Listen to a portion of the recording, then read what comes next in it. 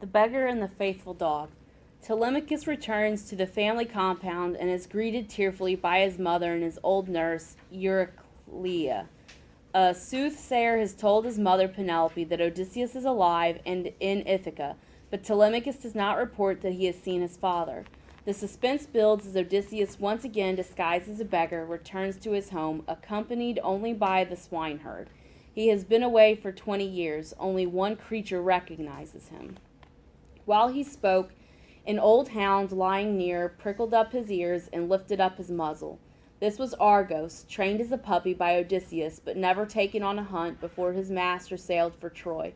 The young men afterward hunted wild goats with him and hare and deer, but he had grown old in his master's absence. Treated as rubbish now, he lay at last upon a mass of dung before the gates. Manure of mules and cows piled there until field hands could spread it on the king's estate. Abandoned there and half destroyed with flies, old Argos lay. But when he knew he heard Odysseus' voice nearby, he did his best to wag his tail, nose down, with flattened ears, having no strength to move near his master. And the man looked away, wiping a salt tear from his cheek, but he hid this from Eumaeus. Then he said, I marvel that they leave this hound to lie here on the dung pile. He would have been a fine dog from the look of him, though I can't say as to his power and speed when he was young. You find the same good build in house dogs, table dogs, lap owners keep all for style. And you replied, Eumaeus, a hunter owned him, but the man is dead in some far place. If this old hound could show the form he had when Lord Odysseus left him going to Troy, you'd see him swift and strong. He never shrank from any savage thing he'd brought to bay in the deep woods. On the scent, no other dog kept up with him. Now misery has him in leash. His owner died abroad, and here the women slaves will take no care of him. You know how servants are. Without a master, they have no will to labor or excel. For Zeus, who views the wide world, takes away half the manhood of a man that day he goes into captivity and slavery.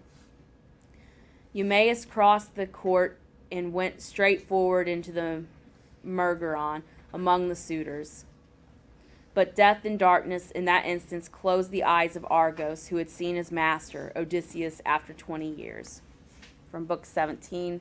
In the hall, the beggar is taunted by the evil suitors, but Penelope supports him. She has heard that the ragged stranger claims to have news of her husband. Unaware of who the beggar is, she invites him to visit her later in the night to talk about Odysseus. In Book 18, Penelope appears among the suitors and reproaches Telemachus for allowing the stranger to be abused. She certainly must have warmed her husband's heart by doing this and by singing the praises of her lost Odysseus. In Book 19, the suitors depart for the night, and Odysseus and Telemachus discuss their strategy. The clever hero goes as appointed to Penelope with the idea of testing her and her maids. Some of the maids have not been loyal to the household and have even slept with the suitors. The fearful wife receives her disguised husband. We can imagine the tension Homer's audience must have felt. Would Odysseus be recognized? The beggar spins a yarn about his origins, pretending that he has met Odysseus on his travels. He cannot resist praising the lost hero, and he does so successfully enough to bring tears to Penelope's eyes.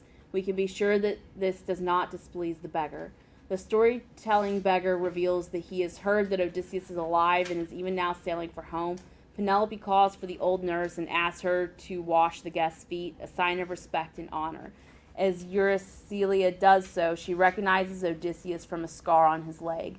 Quickly, Odysseus swears the old nurse to secrecy. Meanwhile, Athena has cast a spell on Penelope so that she has taken no notice of this recognition scene. Penelope adds to the suspense by deciding on a test for the suitors on the next day. Without realizing it, she has now given Odysseus a way to defeat the men who threaten his wife and kingdom.